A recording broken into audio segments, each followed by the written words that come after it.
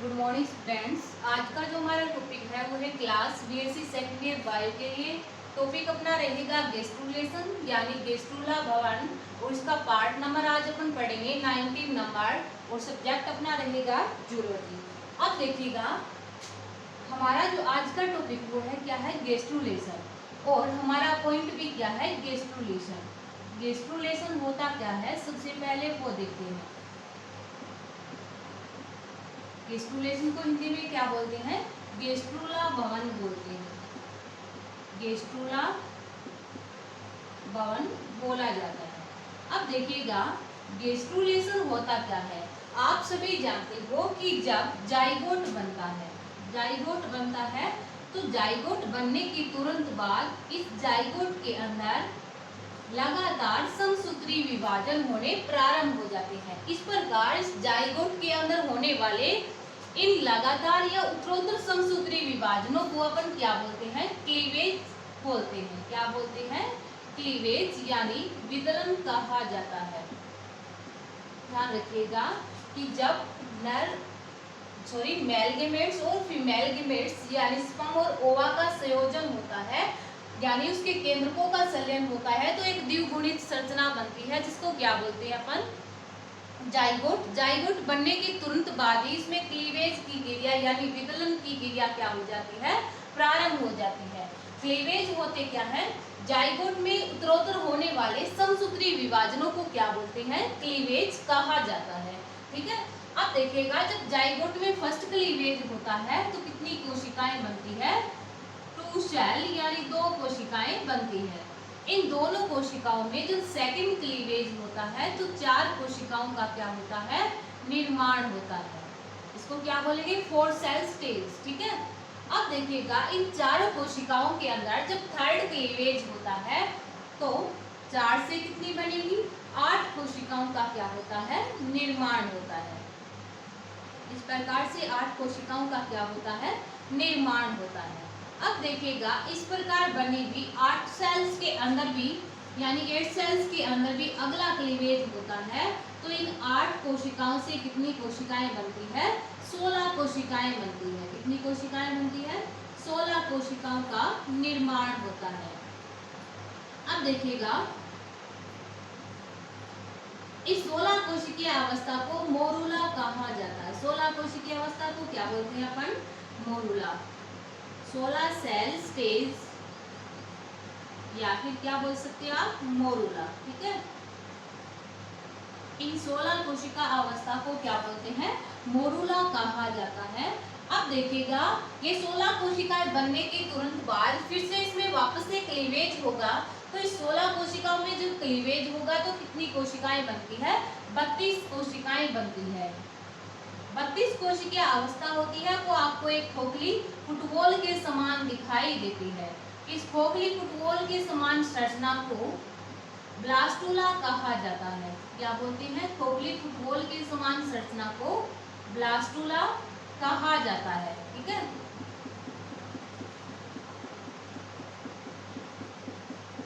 इस खोखली फुटबॉल के समान संरचना को क्या बोलते हैं, ब्लास्टुला बोलते हैं। ठीक है। और वैसे है क्या ये 32 सेल स्टेज,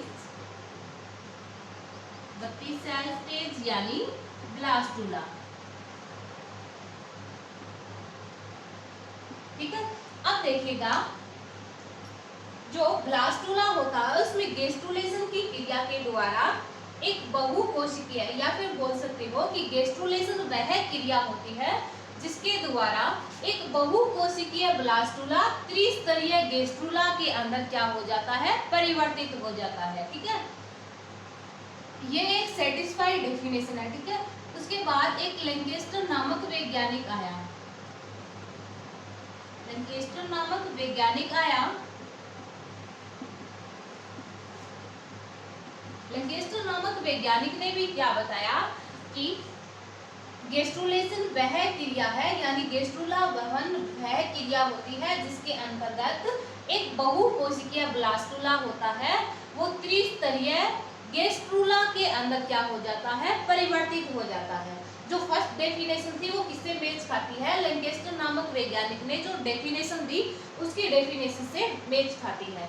इसके अलावा आप ये भी लिख सकते हो कि गैस्ट्रुलेशन वह क्रिया होती है जिसमें ब्लास्टुला की सतह पर उपस्थित अंगों के संभावित क्षेत्र, ध्यान रखिएगा, गैस्ट्रुलेशन वह क्रिया होती है जिसमें ब्लास्टुला की सतह पर उपस्थित अंगों के संभावित क्षेत्र गति कर उन स्थानों पर पहुंच जाते हैं। ठीक है, गति कर उन स्थानों पर पहुंच जाते हैं जहां पे जाकर के उन्हें एम्ब्रियो के यानी भ्रूण के वास्तविक अंगों या वास्तविक जनन अंगों का क्या करना होता है, निर्माण करना होता है। इस संपूर्ण क्रिया को अपन क्या बोलते हैं, गैस्ट्रुलेशन यानी गैस्ट्रुला भवन बोलते हैं। तो आप इसकी डेफिनेशन किस प्रकार लिखोगे वो देखिएगा।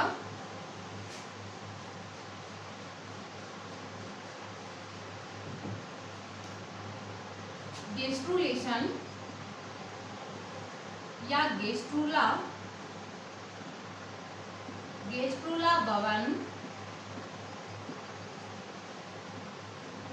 वह क्रिया है, गैस्ट्रुला भवन वह क्रिया है जिसके द्वारा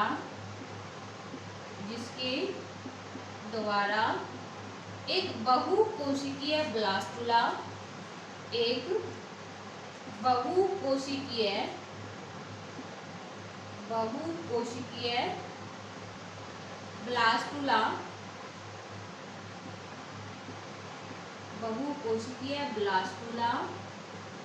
त्रिस्तरीय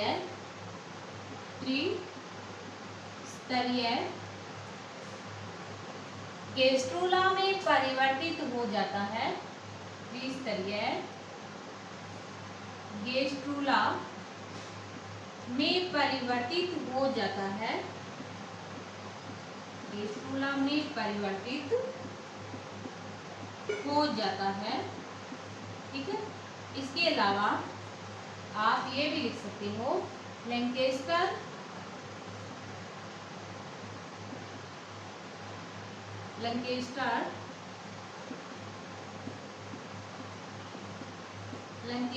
के अनुसार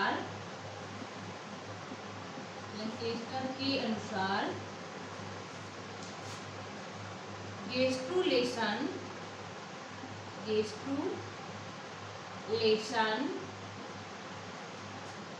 वह क्रिया होती है, गैस्ट्रुलेशन वह क्रिया होती है जिसके द्वारा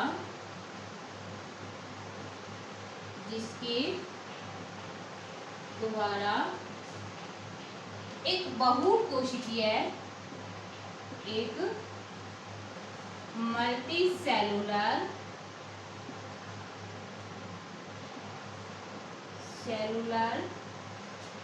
ब्लास्टुला, बहुकोशिकीय ब्लास्टुला त्रिस्तरीय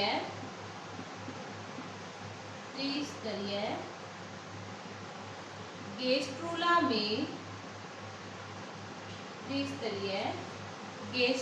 में परिवर्तित हो जाता है,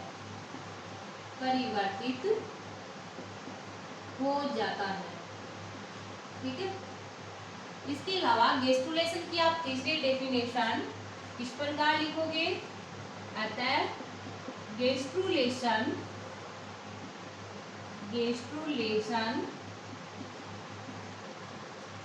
वह क्रिया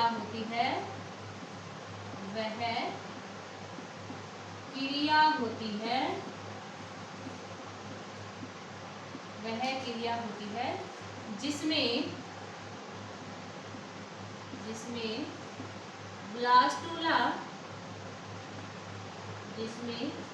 ब्लास्टुला की सतह पर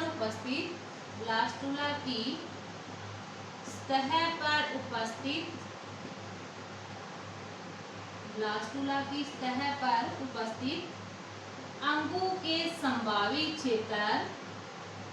अंगों के संभावित क्षेत्र गति कर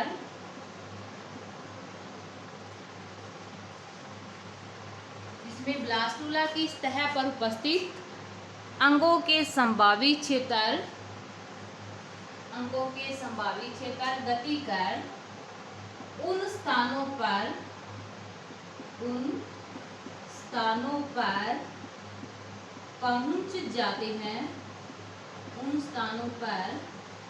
पहुंच जाते हैं जहां पर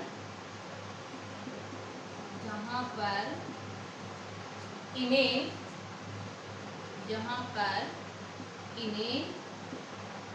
भ्रूण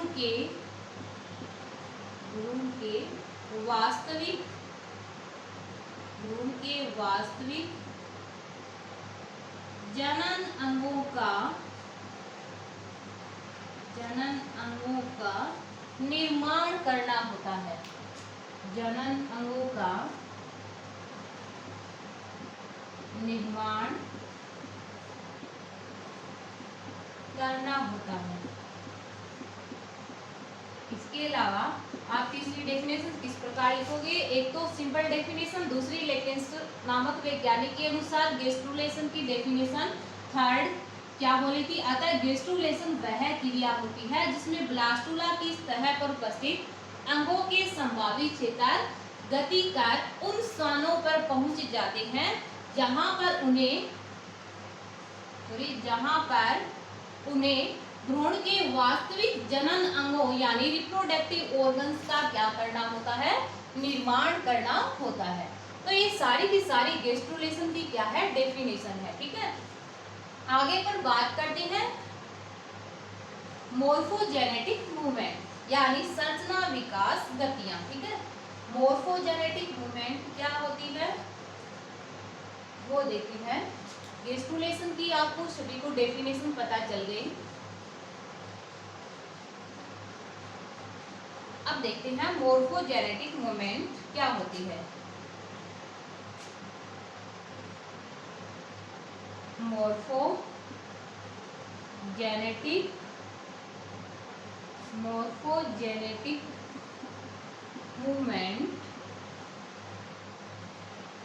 मोर्फोजेनेटिक मूवमेंट यानी संरचना विकास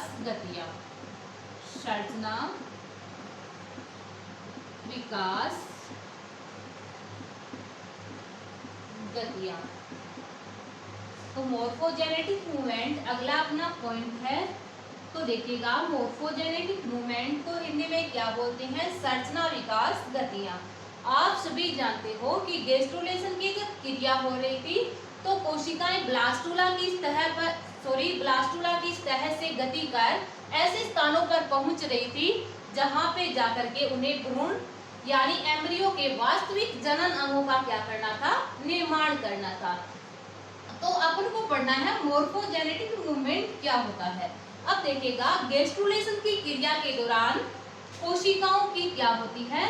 सुव्यवस्थित एवं जटिल गतियां होती है। ध्यान रखिएगा, गेस्ट्रुलेशन की क्रिया के दौरान कोशिकाओं की क्या होती है? जटिल। इसके अलावा क्या होती है? सुव्यवस्थित गतियां होती है। सुव्यवस्थित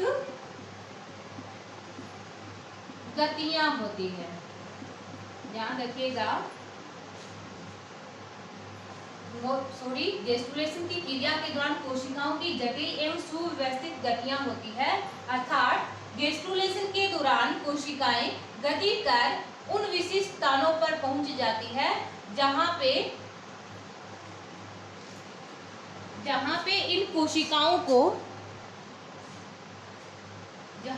कोशिकाओं को क्या करना होता है? विभिन्न ऊतकों तथा अंगों का निर्माण करना होता है। अतः कोशिकाओं की इस प्रकार की गतियों को ही क्या बोलते हैं? मोर्फोजेनेटिक मूवमेंट यानी संरचना विकास गतियां कहा जाता है। तो इसकी डेफिनेशन आप किस प्रकार लिखोगे मोर्फोजेनेटिक मूवमेंट की? वो देखिएगा, गेस्ट्रुलेशन की क्रिया के दौरान गेस्ट्रुलेशन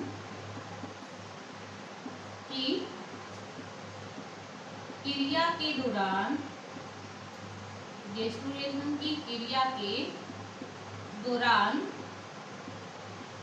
कोशिकाओं की कोशिकाओं की जटिल तथा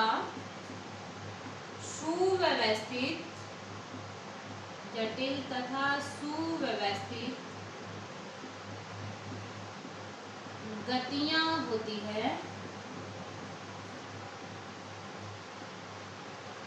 गेस्ट्रुलेशन की क्रिया के दौरान कोशिकाओं की जटिल तथा सुव्यवस्थित गतियां होती है, अर्थात गेस्ट्रुलेशन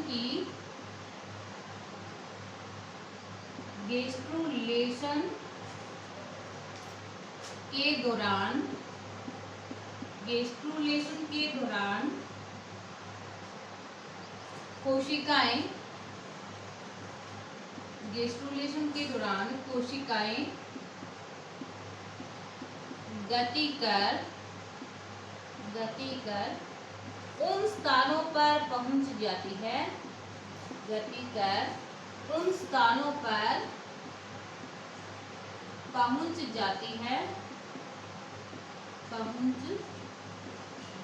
है, जहां पर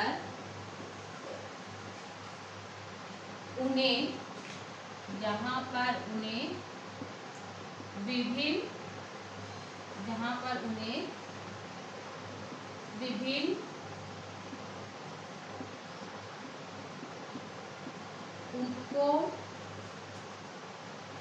ऊतकों तथा अंगों का निर्माण करना होता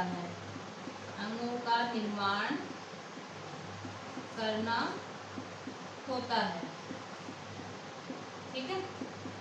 अब देखिएगा, अतः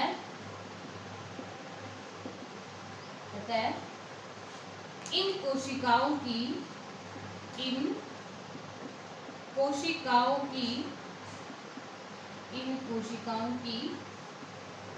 गतियों को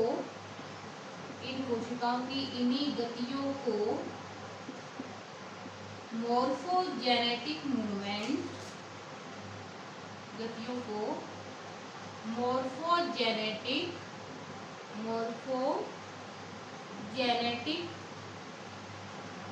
मूवमेंट यानी संरचना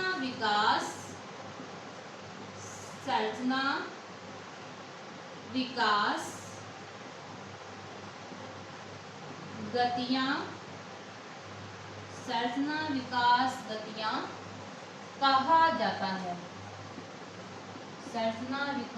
गतियां कहा जाता है। ठीक है। तो देखिएगा, गेस्ट्रुलेशन वह क्रिया होती है, गेस्ट्रुलेशन की क्रिया के दौरान कोशिकाओं की जटिल तथा सुव्यवस्थित गतियां होती है, अर्थात गेस्ट्रुलेशन की क्रिया के दौरान कोशिकाएं गति कर उन स्थानों पर पहुंच जाती है जहां पर उन्हें विभिन्न टिश्यूज यानी ऊतकों तथा ऑर्गन्स यानी अंगों का निर्माण करना होता है।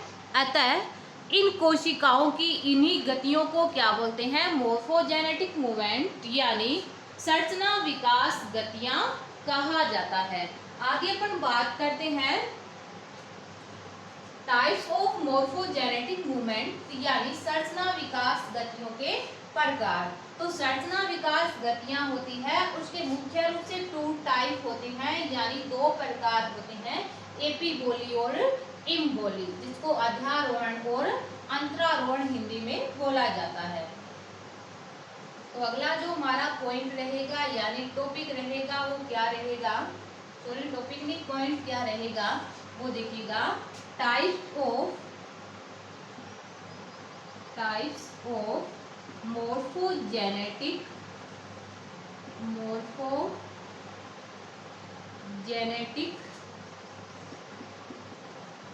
मूवमेंट यानी संरचना विकास गतियों के प्रकार। संरचना विकास गतियों के संरचना विकास गतियों के प्रकार। ठीक है, तो क्या लिखोगे?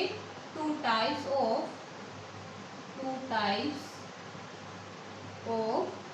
मोर्फोजेनेटिक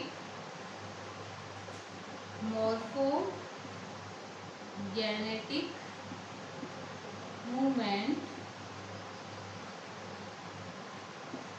यानी संरचना विकास गतियां दो प्रकार की होती है। संरचना विकास गतियां दो प्रकार की होती है।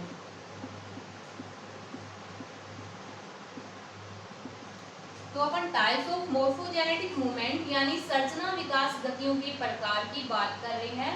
तो two types of morphogenetic movement यानी संरचना विकास गतियां दो प्रकार की होती है। ठीक है, फर्स्ट क्या है? एपीबोली।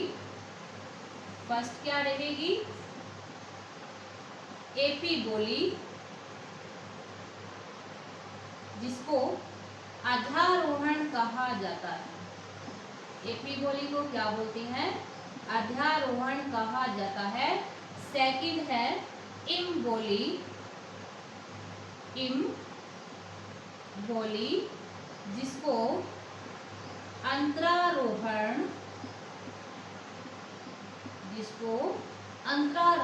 कहा जाता है। तो मोर्फोजेनेटिक मूवमेंट टू टाइप्स के हैं। फर्स्ट क्या है? एपीबोली, जिसको अध्यारोहण कहा जाता है। सेकंड है इम्बोली, जिसको अंतरारोहण बोला जाता है। तो फर्स्ट अपन बात करते हैं किसकी? एपीबोली यानी अध्यारोहण की अपन बात करते हैं। अध्यारोहण क्या होता है? सबसे पहले तो ये देखिएगा, जो एपीबोली शब्द है वो ग्रीक भाषा से लिया गया है। किससे लिया गया है? एपीबोली जो शब्द है वो ग्रीक भाषा से लिया गया है। किससे लिया गया है? ग्रीक भाषा से लिया गया है, जिसका अर्थ होता है थ्रोइंग ऑन। क्या होता है? Throwing on. ठीक है, तो ध्यान रखिएगा, एपीबोली शब्द है वो ग्रीक भाषा से लिया गया है, जिसका अर्थ थ्रोइंग ऑन होता है। अब अपन इस संपूर्ण एपीबोली की क्रिया को डायग्राम के थ्रू पढ़ेंगे और इसका क्या बनाएंगे? डायग्राम बनाएंगे। सबसे पहले इसका डायग्राम बनाएंगे, तभी एपीबोली की जो क्रिया है वो ठीक से समझ में आएगी। ठीक है, तो मैं इम्बोली को एक बार साफ कर देती हूँ और यहाँ बनाते हैं अपन एपीबोली के लिए डायग्राम। ठीक है,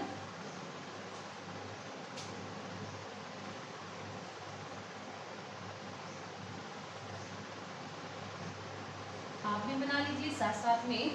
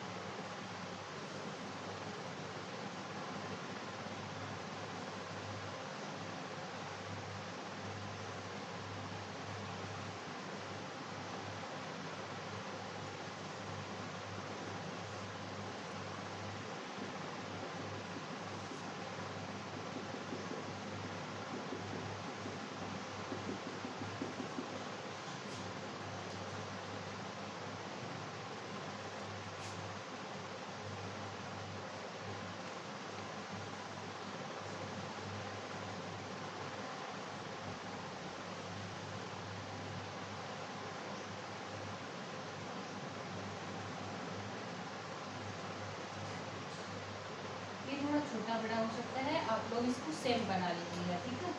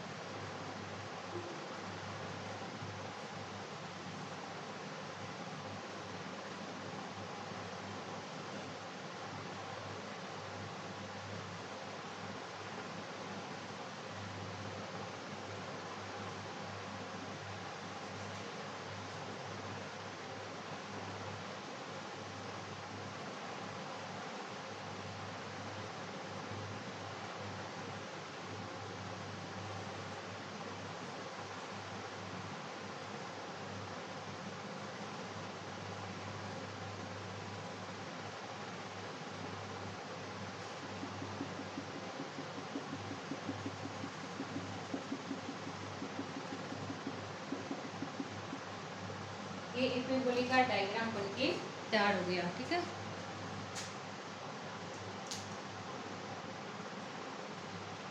अब देखते हैं कि एपिबोली यानी अध्यारोहण होता क्या है। तो ये आपको एक्टोडर्म दिखाई दे रही है और इधर ये नीचे वाली क्या दिखाई दे रही है, एंडोडर्म दिखाई दे रही है। अब देखिएगा, एपिबोली वह क्रिया होती है जिसके अंतर्गत जो एक्टोडर्म कोशिकाएं होती है वो अंदर की ओर गति कर रही मेसोडर्म और एंडोडर्मल कोशिकाओं को चारों ओर से इस प्रकार से क्या कर लेती है, घेर लेती है। ध्यान से सुनिएगा, एपिबोली वह क्रिया होती है जिसके अंतर्गत एक्टोडर्म जो कोशिकाएं होती है अंदर की ओर गति कर रही एंडोडर्म और मेसोडर्म कोशिकाओं को चारों ओर से इस प्रकार से घेर लेती है। क्योंकि इस एक्टोडर्म का निर्माण करने वाली जो कोशिकाएं होती है उसके अंदर विभाजित होने की प्रवृत्ति पाई जाती है। इन कोशिकाओं में विभाजित होने के साथ साथ चपटी होने की प्रवृत्ति भी पाई जाती है। इस प्रकार इस एक्टोडर्म का निर्माण करने वाली कोशिकाएं जल्दी जल्दी विभाजित होती है और विभाजित होने के साथ साथ क्या होती चली जाती है, चपटी होती चली जाती है। इस प्रकार ये कोशिकाएं चपटी होकर और विभाजित होकर अंदर की ओर गति कर रही मेसोडर्म और एंडोडर्म कोशिकाओं को चारों ओर से इस प्रकार से क्या कर लेती है, घेर लेती है। किसको छोड़ करके, ब्लास्टोपोर को छोड़ करके। ब्लास्टोपोर को छोड़ करके ये जो कोशिकाएं होती है संपूर्ण मेसोडर्मल और एंडोडर्मल कोशिकाओं को चारों ओर से इस प्रकार से कवर कर लेती है। इधर एरो का निशान दिखाया गया है क्योंकि कोशिकाएं एक्टोडर्मल कोशिकाएं यहाँ दिखाई गई है और यहाँ से ये कोशिकाएं विभाजित होकर नीचे की ओर क्या कर रही है, गति कर रही है। ठीक है, तो इस प्रकार यानी एपिबोली की जो क्रिया होती है वो एम्फिओक्सिस के अंदर पाई जाती है। किसके अंदर, एम्फिओक्सिस के अंदर पाई जाती है। ठीक है, इसी के साथ एपिबोली का जो पॉइंट था अपना कंप्लीट होता है। आगे मिलते हैं नेक्स्ट क्लास के अंदर।